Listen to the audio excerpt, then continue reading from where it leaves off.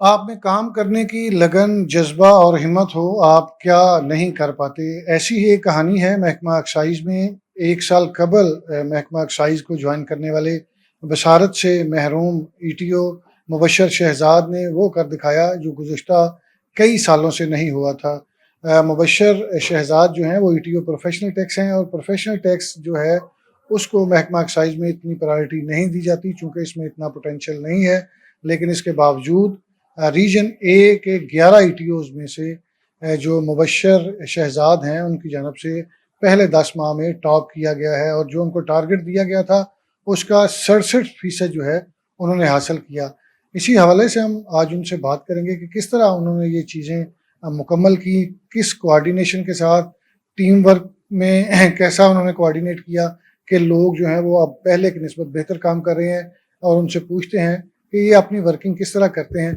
مبشر صاحب بتائیے گا، یہ منجانہ بلہ ہے، ہر چیز جو بھی ہوتی ہے وہ بڑی ہمارے لیے بلیسنگ ہوتی ہے۔ آپ کی آنکھوں کی بینائی نہیں ہے، لیکن اس کے باوجود آپ ایک پورے لاہور کو پروفیشنل ٹیکس میں لیڈ کر رہے ہیں، اپنی ٹیم کے ساتھ کام کر رہے ہیں، آپ نے ریجن اے میں اب ٹاپ کیا ہے، تو کس طرح یہ ممکن ہو پایا؟ حالانکہ مجھے اس ایکسائز کو کور کرتے ہوئے 10-12 سال ہو گئے ہیں، اس میں ہمیشہ پروفیشنل ٹیکس کو بالکل ایک چھوٹا سا ہیڈ سمجھا جاتا ہے اور اس پہ اتنا فوکس بھی نہیں کیا جاتا، لیکن آپ نے وہ کر دکھایا جو پہلے کئی سالوں میں نہیں ہوا۔ تو کس طرح کیا آپ نے؟ علی بھائی، پہلے تو اللہ کا شکر ہے کہ میں ایک بات کہتا ہوں کہ بصارت سے محروم ہونا بصیرت سے محروم ہونا نہیں ہوتا۔ میرے ہاں یہاں پہ جو ریجن اے میں 11 ای ٹی اوز ہیں، اور سیکنڈ ہائیسٹ ٹارگٹ میرا تھا 65 کروڑ زون 13 کا، اور 63 کروڑ 50 لاکھ میرا تھا۔ میں نے جب آیا تو اس وقت جب فیلڈ جوائن کی تو 47% پہ ریکوری تھی اگینسٹ دس ٹارگٹ، اور 4 ماہ میں میں اس کو اللہ کا شکر اب 70 پہ لے گیا ہوں۔ تو کیونکہ 44 کروڑ 26 لاکھ کے round about A G office سے ویریفائڈ میرے پاس ریکوری آ چکی ہوئی ہے، یہ کیسے ممکن ہوا؟ آپ نے کہا نا، میں نے کچھ مختلف تو نہیں کیا، لیکن صرف ایک چیز جو ایڈیشنل کی وہ یہ کی، میں بلیو کرتا ہوں ٹیم ورک پہ۔ جب میرا انٹرویو ہے نا پبلک سروس کمیشن کا، تو لیفٹیننٹ جنرل اس وقت ظفر میں اقبال صاحب نے مجھ سے پوچھا تھا کہ آپ تو بلائنڈ ہیں، آپ فیلڈ میں کام کیسے کریں گے؟ میں نے کہا sir, I believe in team work. دنیا آئی سے نکل گئی ہے، دنیا وی پہ بلیو کرتی ہے۔ وہ جو میں نے انٹرویو میں جواب دیا تھا اس کو میں نے پریکٹیکلی امپلیمنٹ ادھر آ کے کیا۔ میں نے اپنے تمام انسپیکٹرز کو کہا کہ دیکھو، ریکوری کے لیے میں تم لوگوں کے ساتھ ہوں، تمہارا مسئلہ میرا مسئلہ ہے، ہم مل کے ریکوری کریں گے۔ جہاں پہ کوئی پرابلم آئے گی میں تم لوگوں کے ساتھ جا کے کھڑا ہو جاؤں گا۔ ڈیلرز سب سے مشکل تھے، سمن آباد کے، جیل روڈ کے، اقبال ٹاؤن کے، اور ان کی یونینز کھڑی ہو جاتی تھی اور کہتی تھی ہم نے ٹیکس نہیں دینا۔ 15 سال سے انہوں نے ٹیکس نہیں دیا تھا۔ میں نے کہا وہ ٹیکس دیں گے۔ ہم نے نیگوشیٹ کیا، ان کو ٹیبل پہ لے کے آئے بائی ہک اینڈ کروک، ان کو سیل بھی کیا، ان کی یونین سے نیگوسیشنز کی، میٹنگز کی۔ یہ کچھ پریکٹیکل سٹیپس ہیں جو میں اب آپ کو بتانے جا رہا ہوں۔ میں نے آ کے اس ریکوری کو اٹھایا جس ریکوری کو اتنا فوکس نہیں کیا جاتا تھا۔ میں نے پورے لاہور کے تمام پراپرٹی ڈیلرز اور موٹر ڈیلرز کو اس دائرہ کار میں لایا کہ وہ جو ہمارا ریئل اسٹیٹ اور موٹر وہیکلس کا آرڈیننس 1980 ہے اس کے تحت جو انہیں 20,000 کا ٹیکس دینا ہوتا ہے میٹرو پولیٹن کارپوریشن کے انڈر، اور ہمارا جو کینٹ والا ہے وہ 10,000 ہے، اور اس کے علاوہ وہ لیوی جو کہ ہماری ادر ٹیکس میں بالکل نامینل کنسیڈر کی جاتی تھی، جہاں پہ انسپیکٹر کہتے تھے کہ کیا فائدہ ہے۔ میں نے کہا دیکھیں، کسی چیز کو بھی ہم نے یہ نہیں سوچنا کہ اس کا فائدہ ہے یا نہیں ہے، آپ جاؤ نوٹس دو۔ سر، رمضان میں سحری کے ٹائم میرے جو انسپیکٹرز ہیں وہ اٹھ کے جا کے ان کو سیل کرتے تھے، شام کو افطاری کے ٹائم وہ ریکوری لے کے آتے تھے۔ اللہ کا شکر ہے مارچ میں میری 3.5 کروڑ رمضان کے مہینے میں ریکوری تھی۔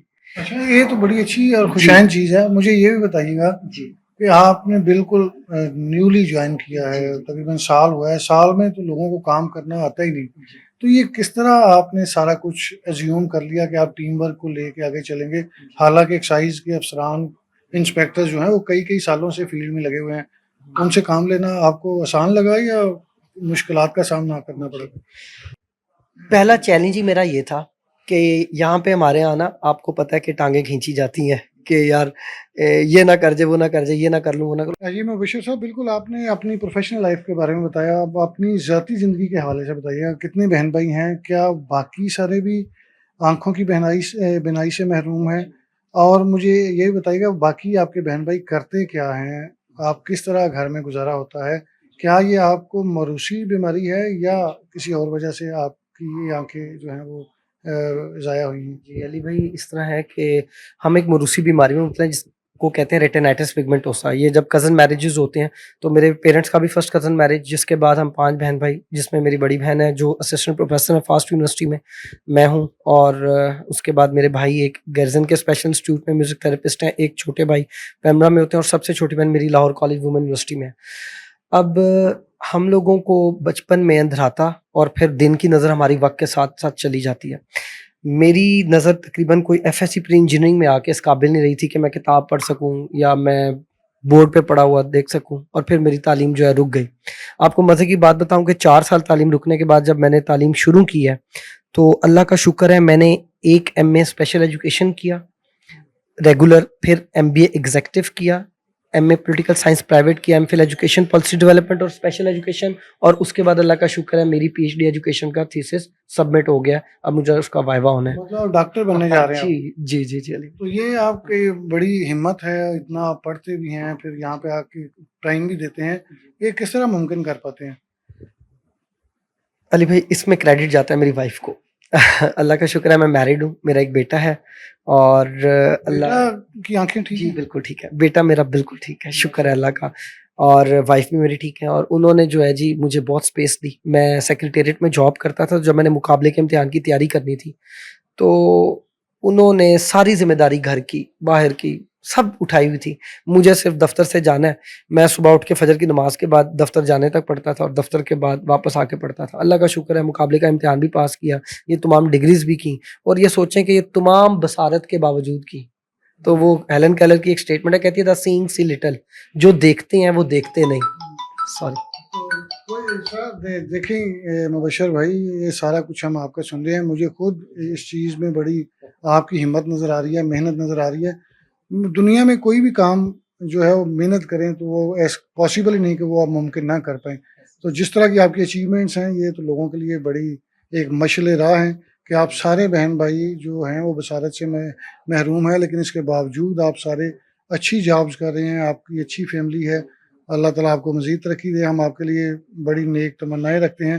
لیکن اہم بات یہ ہے کہ جس طرح ای ٹی او یہ مبشر شہزاد کی جانب سے ایک اس ایریا میں کام کیا گیا جو نگلیکٹڈ تھا، جس پہ اتنا فوکس نہیں کیا جا رہا تھا، اور اس کے باوجود انہوں نے اپنے ریجن ای لاہور میں ٹاپ کیا، اور ابھی تک وہ لیڈ کر رہے ہیں اپنی پوری جو ریجن ہے اس کو. تو یہ تمام لوگوں کو اس چیز سے سیکھنا چاہیے کہ اگر آپ آنکھیں رکھنے کے باوجود پراپر کام نہیں کرتے تو کس طرح پیچھے رہ گئے ہیں. اور ایک وہ بندہ جس کو اللہ تعالیٰ نے نظر والی نعمت سے محروم رکھا ہے، لیکن اس کے باوجود وہ محنت کر کے ٹیم ورک کے ساتھ سب سے آگے نکل رہا ہے، تو یہ ان کے لیے ایک لمحہ فکریہ ہے.